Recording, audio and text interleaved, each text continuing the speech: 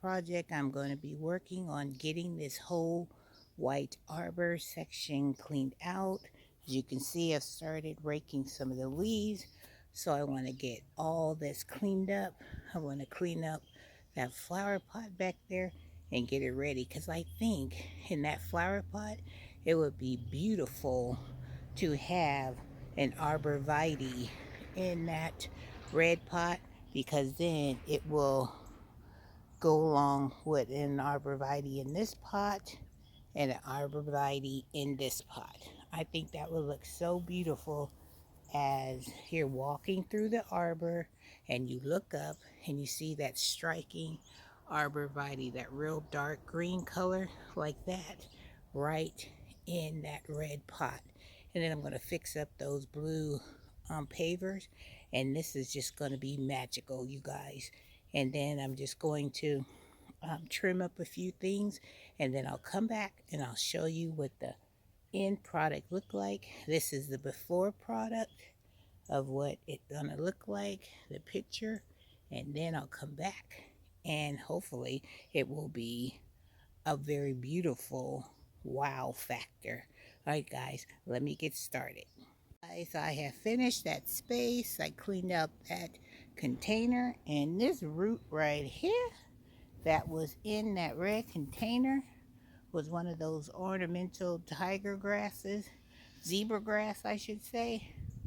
If you don't want this to be all over your garden, keep it in a container. And thank goodness I had mine in a container, because I found little pieces of that zebra grass all around that container, and it was a bear to get out. But the worst thing I had worked on for at least 45 minutes was that arborvitae. Remember, I had the arborvitae in this pot here, and I just cut the top off. Well, I said, oh, I'll just dig it out so it'll be ready for me to just plant the new arborvitae. Child, let me tell you, it was a struggle. Do you hear me? A struggle. Look at, that's what it looked like before, and that's just cutting it off. This is when the struggle bus started. Look at this root system. This one, arborvitae's roots were going around and around and around. Look at that. Look how thick they are. Look at the root system. Look at this arborvitae. I had to dig and dig and dig. Girl, I had my foot on the pot, struggling, pulling, had my shovel, and we were just chopping at it. But you know, I am going to win. But I have to say, when I plant something in this garden, trust and believe, it is rooted in good. And it is saying, this is our forever home, and we are not going to be leaving. I have to say, I did good with the planting, but to get this out, that's a whole nother story. Look at this, where I chopped it off.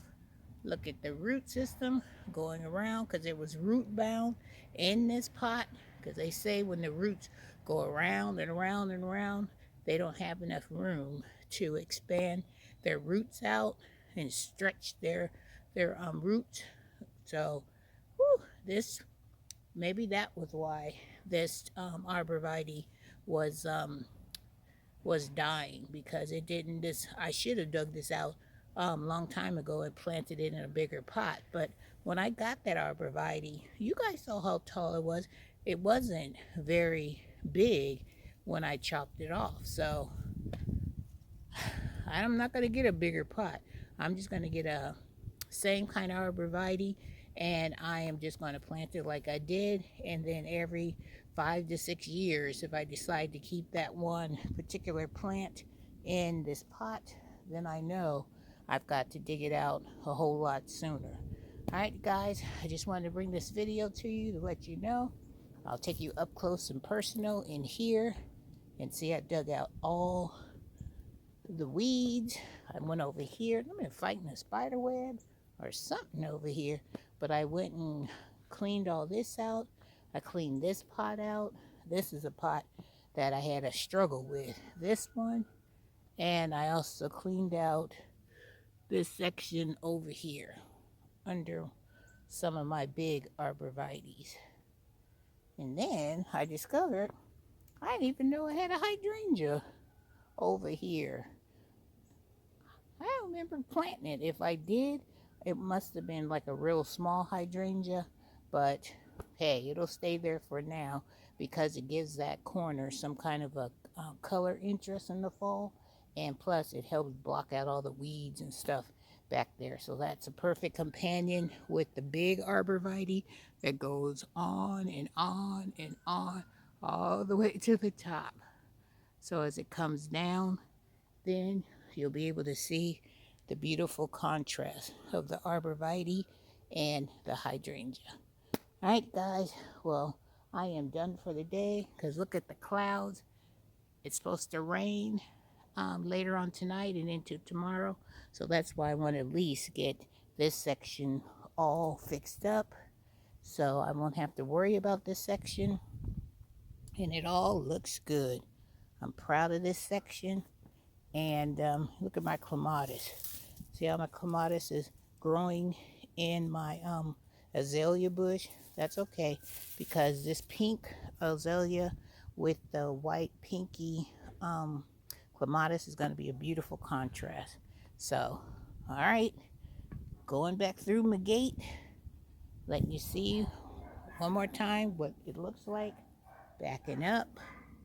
And that's what it looks like. I still have to fix my wonky bricks, but that's okay.